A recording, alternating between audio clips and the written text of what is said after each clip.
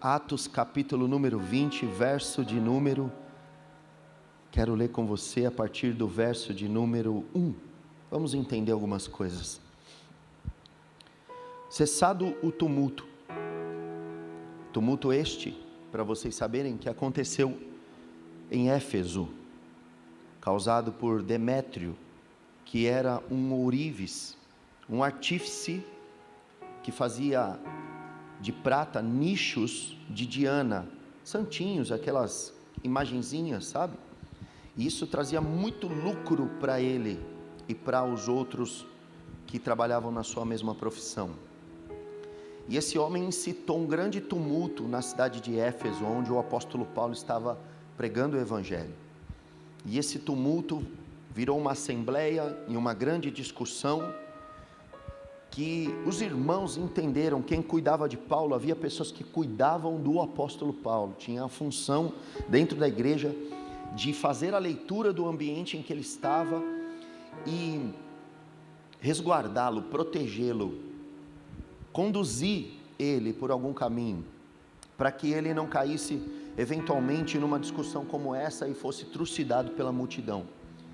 É importante entender que o Império Romano, ele de certa forma trazia a Pax Romana, a lei romana, trazia uma certa estabilidade para a região. Mas todas aquelas nações, etnias que eram dominados pelos romanos, vez por outras, ferviam com focos de insurreições, de rebeliões, como nós tivemos aqui. Nós comemoramos 21 de abril, o dia de Tiradentes, a insurgência mineira. É um momento em que alguns se levantaram contra o império. Houve momentos em que o nosso país passou por guerras entre o próprio país. Isso muitas vezes acontecia dentro do Império Romano. E cometer algo assim era considerado crime passível de morte. Então essas rebeldias, essas insurgências eram punidas com morte. E o que acontece? Muitas vezes esse ímpeto que esses povos tinham para se rebelar contra o avanço do evangelho, contra a proclamação do evangelho, acabava sendo suprimido pela lei romana. Então a própria lei romana, o que nós chamamos, você já deve ter ouvido falar, o estamento, talvez não assim, mas ouviu como establishment, também não, status quo, também não sei mais o que dizer, as coisas como elas são, pronto, ficou mais fácil. Pela lei e pela estrutura do império, o evangelho prosperava. O que eu quero te dizer, o que está acontecendo nesse país, e o que está acontecendo neste estado, nesta cidade, nesta igreja, e na sua casa, o que está acontecendo de uma forma ampla, macro, e de uma forma micro, todas as coisas cooperam juntamente para o bem. O evangelho é tão elástico, diga comigo, o evangelho é elástico, ele é tão versátil, ele é tão flexível, ele é tão maleável, embora não negocie seus princípios, que até mesmo em circunstâncias contrárias à igreja, o evangelho prospera. Quero ainda, irmãos, cientificar-vos das coisas que estão acontecendo comigo, que tem contribuído para o progresso do evangelho, de maneira que as minhas cadeias em Cristo tornaram-se conhecidas de toda a guarda pretoriana. Hoje eu sou o mais procurado de todos, Paulo estava dizendo. Já estava sob custódia, na verdade, quando escreveu essa carta aos Filipenses. A maioria dos irmãos, olha o que está acontecendo, estou preso, e a maioria dos irmãos estão se sentindo estimulados no Senhor por minhas algemas, ousam falar com mais desassombro a palavra de Deus. Quero fazer uma pergunta aqui, você vai fazer um gesto com a sua mão, levantá-la. Quem já sofreu por Cristo alguma coisa? Quem já padeceu alguma coisa por Cristo? Pode ser até um escárnio, alguém que quis te envergonhar no trabalho, ou te perseguiu por causa da sua fé, não estou falando por causa de você, mas por causa da sua fé? Quem que já pagou um preço de um jejum, fez um voto de oração, uma vigília? Quem que renunciou-se a si mesmo, tomou sobre si a sua cruz e seguiu Jesus, e depois desse sofrimento sentiu prazer? Quem? Fora eu. Olha, tem alguns loucos aqui, masoquistas, né? Que gostam de sofrer. Então, veja, eles sentiam mais desassombro, eles estavam encorajados a pregar, uma vez que tiveram conhecimento das algemas de Paulo. No entanto, alguns efetivamente proclamavam a Cristo, não propriamente por desassombro ou por coragem, por vontade de ser testemunhas ou mártires do Evangelho, mas havia quem pregava a Cristo por inveja e por porfia. Tem gente que está pregando a Cristo porque ele tem inimizade contra Paulo, porque ele tem inveja de Paulo, ele quer ser Paulo, ele quer estar no lugar de Paulo, ele tem interesses pessoais, e por conta disso ele prega a Cristo. Aí você fala, pô, mas isso não é bom, isso é um efeito ruim, é um efeito, vamos dizer, é a antítese, é o contrário, é um efeito colateral. Outros, porém, fazem de boa vontade. Estes, por amor, os que fazem de boa vontade, sabendo que estou incumbido da defesa do Evangelho. Aqueles, os da inveja, da porfia, da contenda, da divisão, da rebeldia, da rebelião, estão pregando a Cristo por discórdia, insinceramente, sem sinceridade, julgando suscitar tribulações às minhas cadeias. Eles acham que eles estão me prejudicando. Todavia, que importa, uma vez que Cristo, por qualquer pretexto, se esteja sendo anunciado e pregado, seja por verdade, seja por pretexto, também com isso me regozijo. Sim, sempre me regozijarei. No meu caso, posso dizer uma coisa para vocês: eu não vim aqui para abrir uma igreja, eu vim para pregar o Evangelho. E pregando o Evangelho, vi muitos querendo pregar o Evangelho comigo, e outros querendo pregar o Evangelho contra-migo. Não tem problema, o que eu vim para fazer está acontecendo. Uns pregam com sinceridade, outros por pretexto. Uns pregam por boa vontade, outros por inveja e porfia. Está sossegado, eu vim para isso mesmo. E o que eu percebo é que em qualquer circunstância, o Evangelho está sendo pregado, porque todas as coisas cooperam para o bem daqueles que amam a Deus, e este é o propósito para o qual Deus nos constituiu, para fomentar a obra dEle, para alavancar a obra dEle, para fazer o reino dEle crescer. As coisas como elas são, já são preparadas de antemão, para que o terreno esteja fértil, a estrada esteja aplainada, os caminhos escabrosos retificados, a fim de que venha uma voz que proclame: voz do que clama no deserto, preparai o caminho do Senhor, endireitai as suas veredas.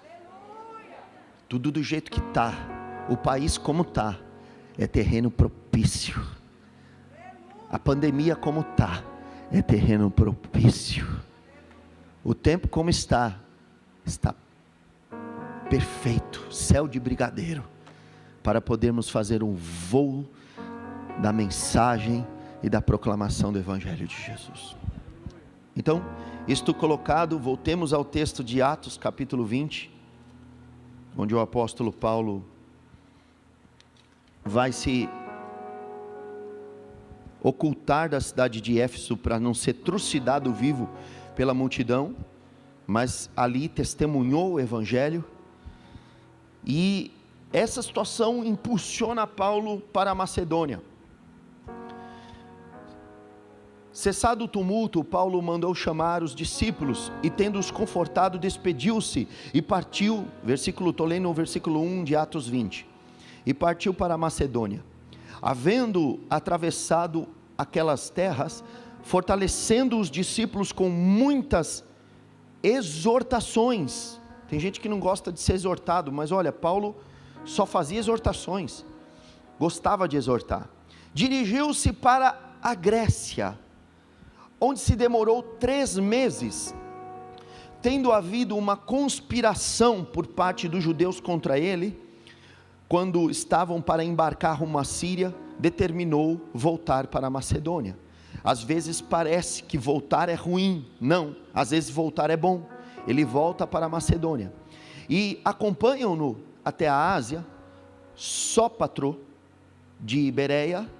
Os bereanos eram gente da mais alta estirpe, do mais alto calibre, filho de Pirro, Aristarco II de Tessalônica, Gaio de Derbe, e também Timóteo, bem como Tíquico e Trófimo da Ásia. Estes nos precederam, esperando em Troade. Aonde eles esperaram?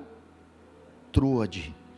Depois dos dias dos pães asmos, navegamos de Filipos, e em 5 dias fomos ter com eles naquele porto, onde passamos uma semana. Tem uma coisa aqui que está implícita, poucos percebem, mas agora você vai perceber. Existem terrenos conquistados já, terrenos que são nossos, que o Senhor já fincou a bandeira, que já criou raiz, que os alicerces da obra já estão lançados. Gente, esses terrenos são nossos, ninguém vai tomar esses terrenos. Paulo, quando nos ensina a resistir ao diabo, ele diz: resisti, portanto, às astutas ciladas do diabo. Resisti, firmes na fé. Pedro vai dizer: resisti ao diabo e ele fugirá de vós. Quando Paulo fala em Efésios 6:10, está dizendo: estai pois firmes, quer dizer, estai arraigados, como se tivessem sido plantados, como se fossem árvores plantadas na terra. Esse terreno já está conquistado, não tem como ceder. Você há de convir comigo que tem áreas da tua vida que não dá mais para o inimigo tomar posse. Quem sente aqui no Senhor essa confiança de que, olha, a minha família já é do Senhor, não tem como mais? Quem sente? Não como profecia, mas como realidade mesmo. Quem sente que pela graça de Deus, lembre-se que eu sempre estou colocando a graça de Deus e a vontade de Deus, a bondade de Deus envolvida nisso, não é mérito nosso, é dom de Deus. Quem sente que não desvia mais, não volta mais para a bebida, para o crack, para a droga, para bruxaria, para nada disso, não desvia mais, Tem terrenos que já são nossos, já está arraigado, já está alicerçado, já está firme, mas tem outros que queremos conquistar. E às vezes nesse afã de ir para frente, percebemos que é melhor voltar. Há essa possibilidade de voltarmos. Troade, irmãos, na Ásia, era de Deus, e era ali que eles se reuniam para se inspirar. A Macedônia já era campo de Deus. Ele queria ir para a Grécia, ele queria avançar, ele estava caminhando para a Europa, para o centro nervoso do mundo, mas ele não conseguia com muita facilidade. Porém, a Ásia já estava na mão de Deus, Troade já estava na mão de Deus, a Macedônia já tinha experimentado, Corintos já estava ouvindo a palavra. Então tem lugares que Deus já conquistou com você, e isso é inegociável. Deus não cede campo, não cede terreno, você continua firme aí, porque é o seguinte: se parar como está, já estamos no lucro. Se parar como está, já avançamos bem. Você fala: poxa, mas eu só consegui me libertar. Você acha pouco? Você ia para o inferno, queimar a eternidade lá, e não tem relativismo nisso. Ali o fogo nunca se apaga, o bicho nunca morre, já não vai para lá, aleluia. E ainda crê no Senhor Jesus, será salvo tu e a tua casa, você vai ganhar os da sua casa, isso já é promessa de Deus, aleluia. Você precisa aprender a comemorar a sua Troade, você precisa aprender a comemorar a sua Ásia, você precisa saber que se tudo der errado na Grécia, você pode voltar para a Macedônia, meu filho. Se levantarem contra você uma conspiração lá, não tem problema, porque o que já chegou até aqui, já chegou até aqui, e até aqui o Senhor nos ajudou. Não arreda o pé, não arreda o pé. Não tem como, não tem como, não tem como. É o que me consta aqui, só tem gente da mais alta tarimba. Eu estou vendo nomes aqui que na leitura bíblica eu percebo que são pessoas de fina estirpe espiritual. Pessoas que não retrocedem, que não vão para trás. Estou falando o nome de verdadeiros mártires. Sópatro, de Bereia. Bereia era um lugar onde o apóstolo Paulo foi lá pregar, e eles conferiam para ver se era assim, como se dizia nas escrituras, para ver se o que Paulo falava estava de acordo com o texto, e ainda tinham avidez, desejo pela palavra. Quem gosta da palavra aqui? Quem gosta muito assim, muito? Que não vê a hora de começar a pregação para começar a voar nas asas do Espírito. Assim era esse povo. Então, só gente boa, só gente Cosa Nostra, que a máfia estava fortalecida aqui. Timóteo, irmão, Tíquico, Trófimo, Gaio, gente de Deus, gente leal, estavam ali, já foram para Troade esperando pelo Paulo. E depois de alguns dias, nos dias de Pães Asmos, eles navegaram de Filipos, e em 5 dias foram ter com eles, com esses irmãos, naquele porto onde passaram uma semana. Aqui por si só já dava uma mensagem, podia parar, né? Mas vamos ver o que aconteceu em Troade. No primeiro dia da semana, qual é o primeiro dia da semana? Hoje aconteceu isso. No primeiro dia da semana, estando nós reunidos com o fim de partir o pão, Paulo, que devia seguir viagem no dia imediato, exortava-os e prolongou o discurso até meia-noite. Aleluia. Novamente Paulo exortava. E aqui eu quero fazer um apêndice referente a essa questão da exortação dentro dessa homilética, dessa pregação. Sabe, ontem eu estava num lugar celebrando aí um momento muito especial, as bodas, né? Bodas, é muito bonito saber que bodas significa vota em latim, que significa promessas. Então nós estávamos celebrando as promessas. E depois de algum momento com alguns irmãos, nós começamos a tergiversar.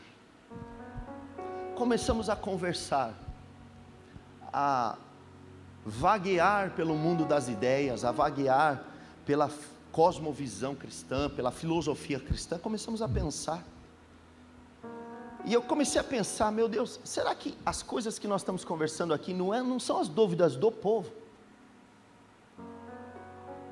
Por exemplo, pode beber vinho? São coisas que o povo tem suas dúvidas, de repente, né? Dúvidas que eles têm, e nesses momentos nós temos a oportunidade de exortar, mas exortar num sentido, como está escrito no grego aqui, dialogemai, que lembra diálogo, não muito não faça isso, mas o que você pensa disso? Eu acho isso. Arguir, perguntar, questionar, aprender, refletir, pensar, chegar a uma conclusão. Em meio àquelas conversas, nós chegamos a um entendimento mais profundo sobre o significado do que é o estrangeirismo, ou o mundanismo, ou o secularismo, ou o que Jesus diz, o espírito de Jezabel, ou a doutrina de Balaão, ou seja, as práticas que não estão explicitamente condenadas na Bíblia, mas que conversam muito com o mundo e nos fazem praticamente coparticipantes da natureza mundana. Aprendemos ontem, por exemplo, nessas conversas, que quando Deus nos faz promessas, Ele se compromete. Quem promete, compromete. E quem compromete, se coloca em uma situação, em um lugar, se torna participante. Quem promete, compromete, participa. Então quando Deus te faz uma promessa, Ele se compromete e participa você de algo. Quando eu faço uma promessa para minha esposa, eu vou participar ela da minha vida, e nós vamos viver uma vida comum com ela. Eu vou viver, você não, você sai fora, eu sozinho. E é assim, quando fazemos uma promessa, quando Deus nos faz uma promessa, Ele nos torna coparticipantes dEle mesmo, da sua própria natureza divina. E é assim, pelas firmes e grandes promessas que Ele nos fez, Ele nos faz coparticipantes da natureza dEle. Que coisa maravilhosa, extraordinária. Se Deus te faz uma promessa, Ele está indo muito além do tipo, vou fazer algo na tua vida. Ele está dizendo, eu vou te participar de mim mesmo. Você vai se parecer comigo, nós vamos nos fundir numa natureza.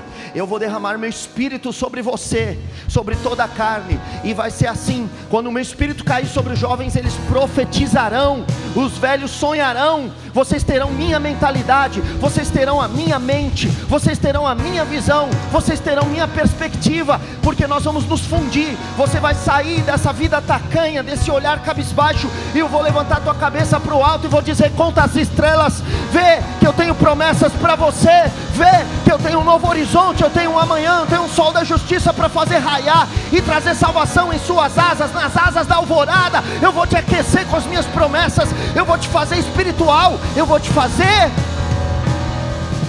divino. Sim, eu vou te fazer divino. Que escândalo, sim, porque Ele disse, Jesus disse aos fariseus, não está escrito, vós sois deuses.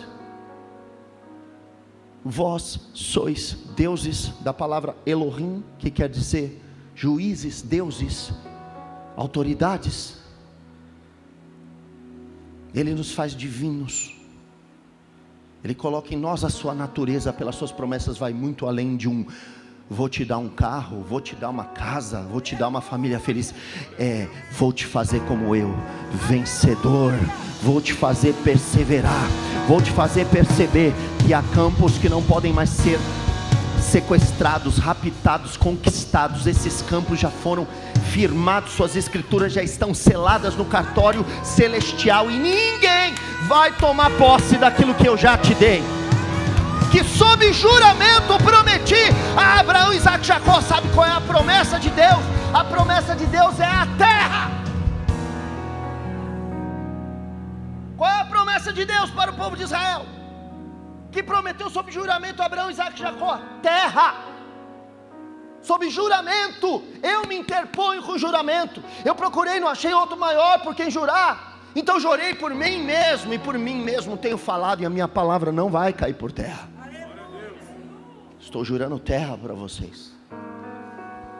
Então, dentro dessa perspectiva, as exortações de Paulo diziam respeito da vida. Uma vez que as bases já estavam assentadas, e Troade nem era muito o objeto da ação missionária, porque o apóstolo Paulo não estava indo para Troade, ele voltou para Troade, e ele aproveitou e ia embarcar no dia seguinte, imediato, mas ficou ali e se estendeu até a meia-noite, fazendo exortações. Deixa eu falar uma coisa para você, o evangelho vai muito além da sua própria apresentação, autoapresentação. O evangelho tem envergaduras, nuances, que vão muito além da sua própria autoapresentação. As exortações que se estendem até a meia-noite, talvez não estavam ali falando propriamente para quem já sabia, para um terreno já conquistado, que Jesus era o Cristo. Isso eles já sabiam. Talvez você já saiba que Jesus é o Cristo, mas o evangelho estava propondo mais exortações até a meia-noite. E o próprio apóstolo Paulo, sob pena de não descansar, ficou lá exortando para dizer: jovem, você pode ser melhor. Homem, você pode ser a sua melhor versão. mulher, você pode ser a virtuosa.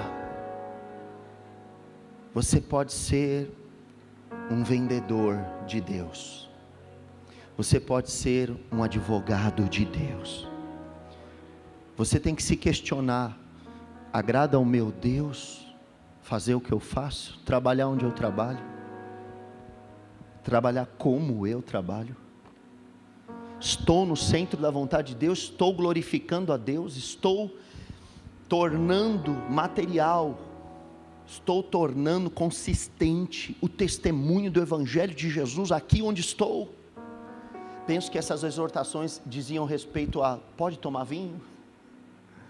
Já que era mais para um diálogo do que propriamente para uma bronca. Muitos estavam tirando dúvidas. Paulo ali naquela casa, a igreja se reuniu em casas até o século 3. Aliás, as primeiras igrejas começam a ser construídas no século 3. E não pense que isso é porque os católicos romanos mudaram a igreja primitiva. Não tem nada a ver. Até porque quando Constantino se entregou para o Senhor, houve a maior onda de conversão da face da terra. E tem mais, já tinha igrejas, templos antes de Constantino. Então não tem essa. Não foi a igreja católica que mudou e que pôs a gente num quadrado desse. É porque convém estar aqui, convém te receber nesse lugar, convém ter um lugar, um centro onde a palavra é propagada assim, onde você é ensinado, os seus irmãos também, e você vê gente dando glória a Deus e dando testemunho do teu lado, e você fala: cara, isso funciona, é real, anima você. Eis a importância de estarmos congregados e reunidos. Ali eles estavam tudo muquiado dentro de uma casa, Paulo exortando, dialogando sobre como tornar o Evangelho mais efetivo na vida cotidiana. E não sei se vocês entendem, de onde eu tiro essas coisas. Troade já era do Senhor, meus irmãos, e tu já é do Senhor, meus irmãos. Vai chegar o dia das cruzadas missionárias, das conferências proféticas. Vai chegar o dia de fazermos no estádio, no ginásio. Vai chegar, irmão, ano de pandemia, ano passado eu fiquei refletindo ontem, hoje, não sei, pensando: nossa, no ano passado nós fizemos 2 eventos de frente ao ginásio, um dentro do ginásio, um num hotel, uma campanha que vai todo ano existir, para a glória de Deus, a campanha dos filhos. E, meu Deus, não ficamos parados, dilatamos, esticamos. Vai chegar esse tempo, mas agora, aqui, hoje, nós estamos exortando os irmãos. O Evangelho pode se aproveitar mais do seu testemunho, e você pode oferecer mais para o Evangelho, porque você, Troade, já está conquistada, já pertence ao Evangelho, já é do reino de Jesus. O reino já veio a você, e você já acatou a palavra. O que aconteceu com você é irrevogável. Por isso que a Bíblia diz que o dom do Senhor é irrevogável. Mas eu também poderia considerar que o que aconteceu com você foi isso. Quando você é conquistado, você vive essa palavra de Hebreus capítulo 6, que diz assim: ponde de parte, versículo 1, os princípios elementares, rudimentares da doutrina de Cristo, deixemos nos levar para o que é perfeito. Troade, tem mais coisa aí, Troade, tem mais coisa. Dá para glorificar o Senhor aí, dá para ser um missionário, dá para ser um evangelista, dá para ser testemunho vivo, dá para ser o bom perfume de Cristo exalando pelas nações, dá para ser um som de louvor, de adoração, dá para ser. Nossos jovens, dá para ser Daniel, Misael, Ananias, Azarias. Nossos jovens podem ser especiais, eles não precisam comer a iguaria dos babilônicos, do Nabucodonosor. Os nossos jovens podem dar testemunho para os professores que adotam o marxismo cultural. Eles mesmos, na sua devoção, sabe qual era o argumento de Deus para o escárnio do Coliseu? O sangue dos seus filhos testemunhava, e para cada cristão que tombava era 100 que se convertia na plateia. É assim, o testemunho do cristão é a vida, não é o diálogo, não é o discurso, é a vida. Troade dá mais, Troade dá mais. põe de lado os princípios rudimentares, põe de lado os princípios. Não vem me dizer que você está aprendendo a orar a uma altura dessas, Trude. Não venha me dizer que você ainda está aprendendo a lançar de novo as bases do alicerce da casa, o arrependimento de obras mortas, ainda, a fé em Deus, ainda não aprendeu a ter fé em Deus, o ensino dos batismos, já não batizamos você, a imposição das mãos, a ressurreição dos mortos, já não aprendeu, o juízo eterno, como dizem, não vai ter inferno. Então o que é juízo eterno? Juízo eterno, e aí? Isso faremos, se Deus permitir. Mas agora, Trude, quero falar coisas maiores, quero falar coisas superiores. Ele quer falar, sabe o que? O que está escrito um pouquinho antes. A esse respeito tenho muitas coisas para dizer, até difíceis de explicar, porque vocês têm se tornado tardios em ouvir. Pois com efeito, quando vocês deviam ser mestres, atendendo ao tempo decorrido, tendes necessidade novamente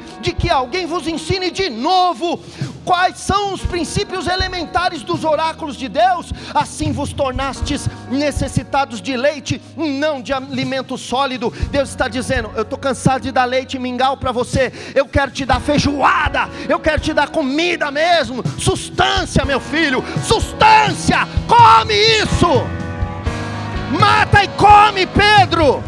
Aprende a matar a tua comida, aprende a desossar, aprende a escapelar, aprende a tirar o melhor pedaço de carne, leva para o lume, leva para a panela, faz sua comida em casa. Vem com a barriga cheia para o culto, vem com a barriga cheia para o culto, vem cheio do Espírito, vem ativado pelo poder do Espírito. Você é Trude, você não é a Grécia, você não está na base, no leitinho, você está muito além.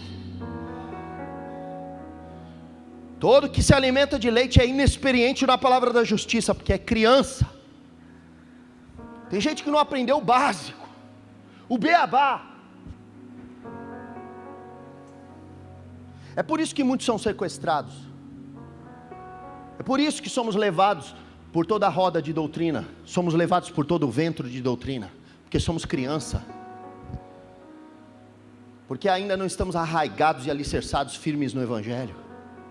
E por sermos criança, qualquer vento nos leva. Paulo disse: quando eu era menino, pensava como menino, agia como menino, discorria como menino. Mas logo que cheguei a ser homem, deixei as coisas de menino para trás. Precisamos ser homens e mulheres experimentados na palavra, com as faculdades exercitadas. Precisamos trazer estabilidade. Está cheio de gente que ouve por uma amizade, meia dúzia de palavras aqui de vitimismo, é sequestrado por essa lorota, não confere se a situação é essa mesmo, e toma decisões que vão repercutir para o resto da vida. Ouça a voz do Espírito e veja qual vara dá fruto. Qual que é o discurso da árvore? O fruto. Esse é o discurso da árvore, não as folhas, o fruto. Mas o alimento sólido é para os adultos, para aqueles que pela prática. Deus já te deu prática, Trude? Deus já te exercitou? Tem as faculdades exercitadas para discernir não somente o bem, mas também o mal. E aqui dizendo que terrenos conquistados por Deus não serão mais entregues na mão do diabo. Aqui eu entrego para vocês essa palavra. Versículo 4 de Hebreus capítulo 6. É impossível, diga comigo, é impossível, que aqueles que uma vez foram iluminados e provaram dom celestial e se tornaram participantes, porque quem recebeu promessa vira participantes do Espírito Santo. Você é participante da natureza do Espírito Santo. Estou provando na palavra a minha tese. E provaram a boa palavra de Deus e os poderes do mundo vindouro e caíram. Sim, é impossível outra vez renová-los para arrependimento, visto que de novo estão crucificando o Filho de Deus. É impossível. Terreno conquistado não se devolve, porque nós não estamos no império. Impérios são efêmeros, crescem e despencam. Reinos são eternos, na ciência política. Um reino é eterno, e o que Jesus nos mandou pregar? O evangelho do reino de Deus. Desculpe, fazer uma correção, não é o evangelho do reino do céu, é o evangelho do reino de Deus. O evangelho do reino de Deus não é no céu, é no céu e na terra. Venha o teu reino, assim na terra como no céu. O evangelho do reino de Deus, diga comigo, reino de Deus. Não é um império efêmero e passageiro, é um reino estável e eterno, perene, para sempre. Nas ciências políticas estuda-se que os reinos nunca acabam, os estados nunca acabam, são eternos, mas os impérios crescem e despencam. É assim, se percebe isso, se verifica. Nós fomos transportados do império das trevas que cresceu e despenca, para o reino do Filho do seu amor, é eterno. É impossível que aqueles que forem iluminados voltem e sejam renovados depois. Por quê? A terra que absorve a chuva que frequentemente cai sobre ela e produz erva útil para aqueles a quem é também cultivada, recebe, para aqueles por quem também é cultivada, recebe bênção da parte de Deus. É isso.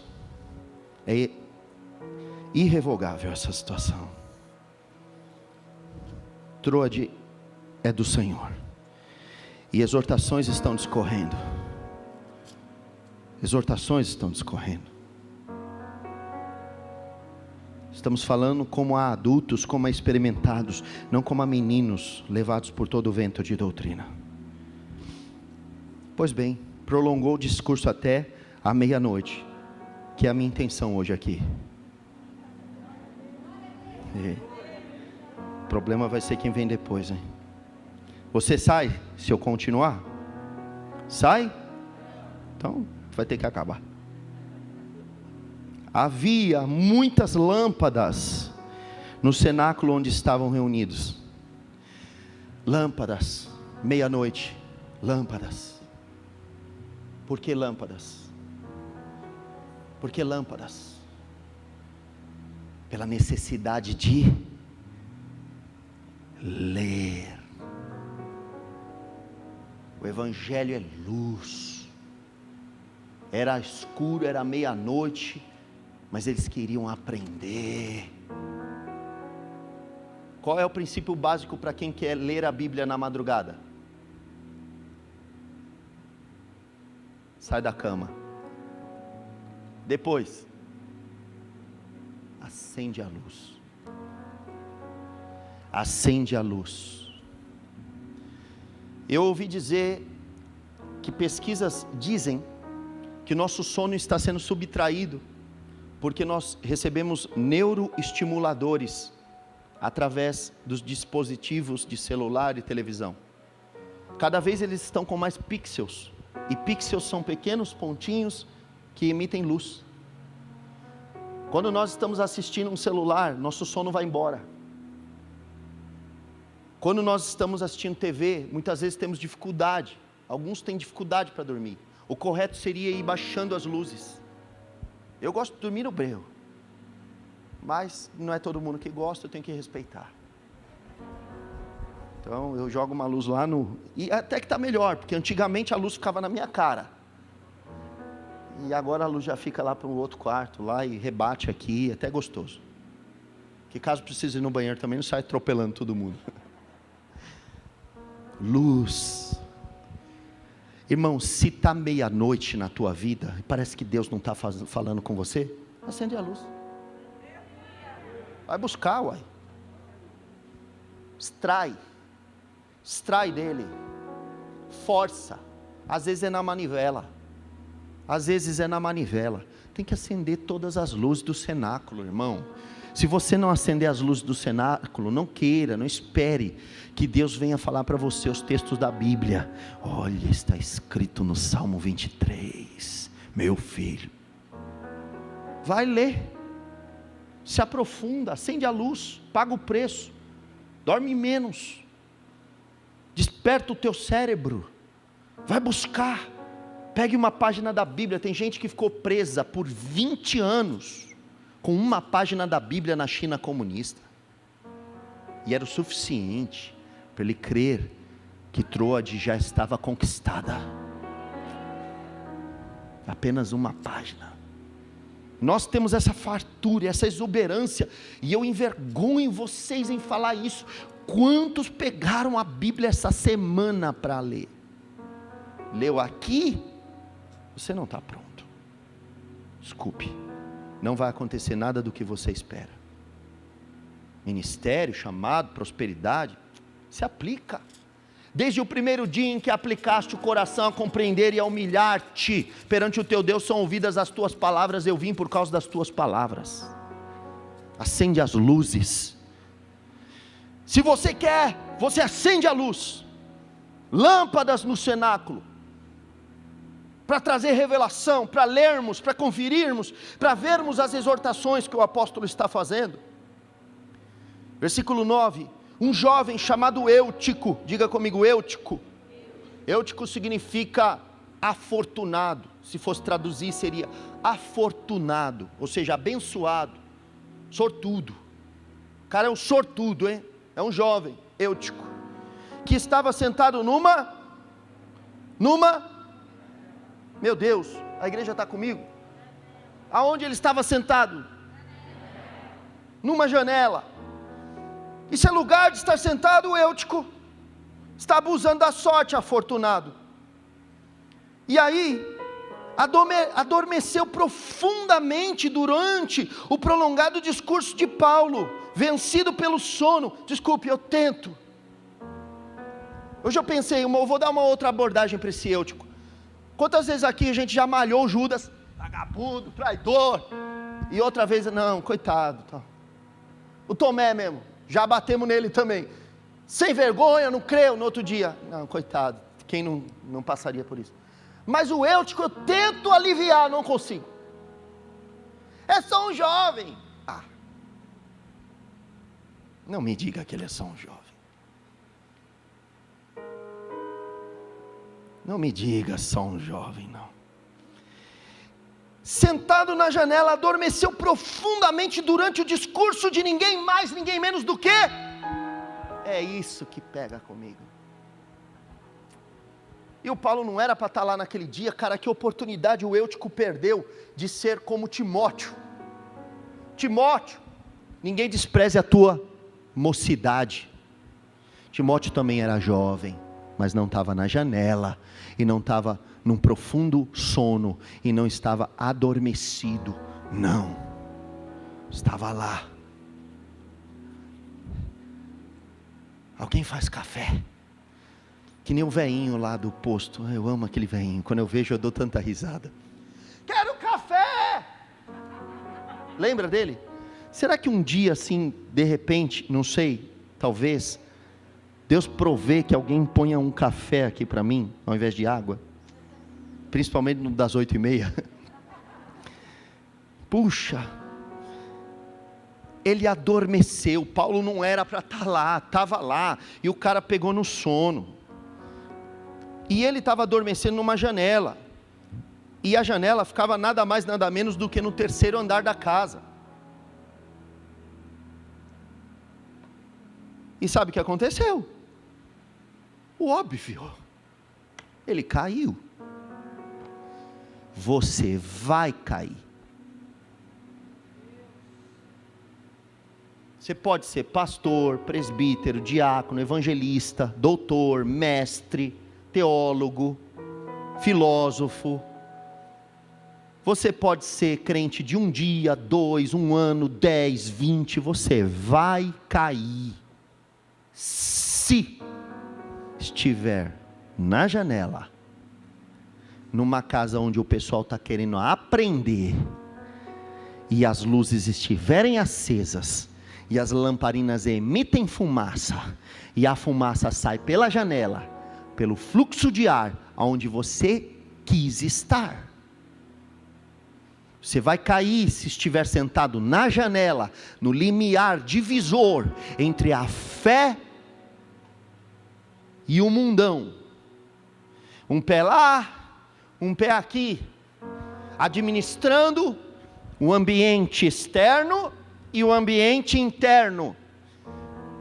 O som da coruja e o som do apóstolo, o som do grilo, os barulhos da meia-noite, e o som da vida que está dentro da casa. Se você ficar assim, com um pé aqui, um pé lá, você vai cair. Ninguém cai do nada, meu irmão. Estou dentro aqui, ouvindo a palavra, a luz está acesa. Escute o que eu estou te dizendo. Troade já está conquistada, porque ela está dentro da casa, com a luz acesa, ouvindo a palavra. Mas se Troade subir para a janela, ficar com um pé lá e um pé aqui, balangando, cheirando a fumaça, ouvindo uma meia voz, abaixa o volume, começa a te dar sono. É por isso que aqui é pancada.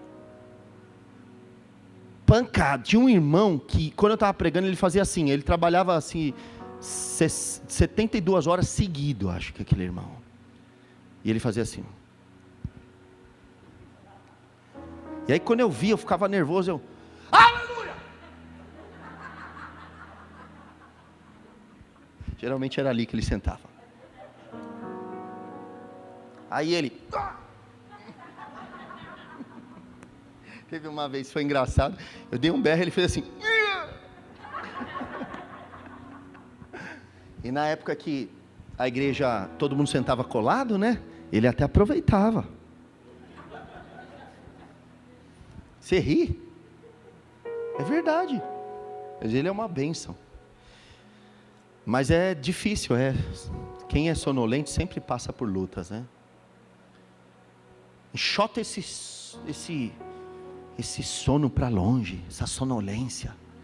Você está com essa dormência. Irmão, faz assim, ó. Faz que nem o Hulk, faz. Vai, 1, 2, 3 e... Isso acorda você. Quando você orar, você dobra o joelho e faz que nem o Elias. Põe a cabeça entre as duas pernas e... Deus! Você vai acordar. Eu garanto para você. E você não só vai acordar, como vai acordar os outros. E aí eu quero dizer para você que na meia-noite é assim que se age. Você tem que se posicionar de noite. A meia-noite é assim que se age. Você tem que discernir. Ou a noite fria, ou o apóstolo Paulo. Escolhe o que você quer. Tem gente que ficou em cima do muro. Caiu. Caiu. Porque ninguém cai do nada. Pá! Não. Caiu porque estava em cima da janela. Mas tudo bem. Porque a vida está na casa. E o menino caiu. E foi levantado como morto. Foi levantado morto. Ou seja, não tinha vida nele.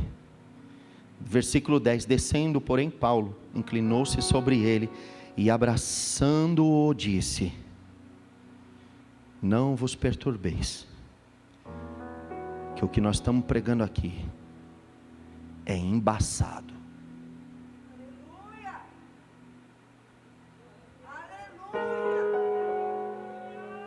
Glória a Deus, aleluia! Não se perturba, que nós não estamos aqui de refresco. Não se preocupa com essa igreja, porque foi Deus que levantou ela. E Ele tem mostrado sinais. Não se preocupa não, porque a vida está nele. Porque eu não vim para cá à toa. Paulo está dizendo. A bem da verdade eu nem queria vir. Paulo está dizendo, eu estava a fim de ir para a Grécia, mas se Deus me trouxe aqui para exortar vocês até a meia-noite, eu quero dizer,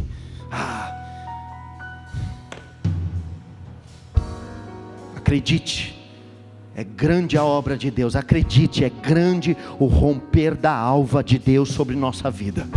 Descendo, porém, Paulo inclinou-se sobre ele e abraçou: não se perturbeis, que a vida está nele. Subindo de novo, partiu o pão e comeu, e ainda falou largamente até o romper da alva, até às 6 horas da manhã, Paulo. Por isso eu digo, isso daqui não era uma pregação, isso aqui era uma conversa, era um diálogo, isso aqui era uma exortação, era um crescimento na fé. Isso aqui era muito além de crer em Jesus como Senhor apenas, do arrependimento de obras mortas, de fé em Deus, do juízo final, da imposição das mãos. Isso é pouco. Deus estava compartilhando coisas muito maiores, que só acontecem num ambiente de comunhão. Por isso que desigrejado você vai falar com ele, ele é um pau seco, não tem um fruto, não tem uma alegria nele, porque na comunhão ele não consegue responder, não tem comunhão. Ele até lê a Bíblia, ele até lê 1 ou 2 autores da fé, um reformador ou outro, mas fica seco, ressequido, porque não tem vida de comunhão. Os irmãos dele são autores mortos do século XV. Esses são os irmãos dele, são os reformadores. Por quê? Porque ele é tão bom que não consegue ter amizade com você. Ele é tão bom que fica na janela. Ele não consegue lidar essa comunhão diária, cotidiana, ter irmãos de verdade. Ele não consegue ser desafiado pela vida real. E assim partiu. Versículo 12, só para constar, e assim eu termino a mensagem. Então, já que Troade era do Senhor, e já que as luzes estavam acesas, e já que Paulo estava na casa, e já que lá estava pregando o evangelho até o romper da alva, conduziram vivo o rapaz, e sentiram-se grandemente confortados no Senhor. Aleluia.